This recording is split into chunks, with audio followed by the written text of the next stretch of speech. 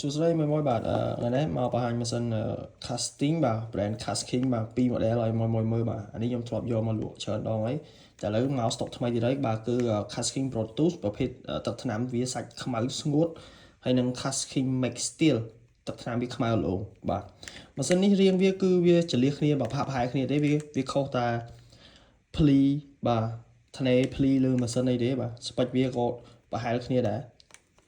ហើយតម្លៃវាក៏ជាង$20ទេបាទជាង$20ដូចគ្នាទេបាទ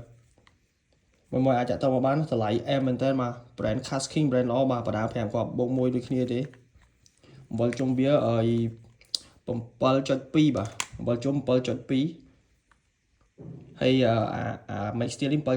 វាចលះគ្នាទេណាបាទនិយាយទៅវាសឹងតែប្រហែលគ្នាទាំងរូបរាងទាំង design ខុសទឹកថ្នាំមួយស្ងួតមួយអាឡូស្អាតមួយតម្លៃតែជាង$20ទេ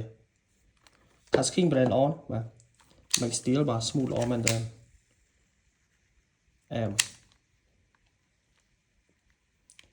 តម្លៃជាង$20ទេមួយអានេះ Pro Tools ទឹកថ្នាំស្ងួត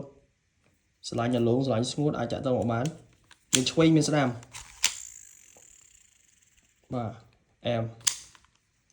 ចាប់អារម្មណ៍អាចចាក់ទៅមកបានមួយបាទគេរូបរាងវាស្រដៀងគ្នាទេវាខុសភ្លីខុសអីតិចតួចមានឆ្វេងមានស្ដាំអរគុណច្រើនមួយ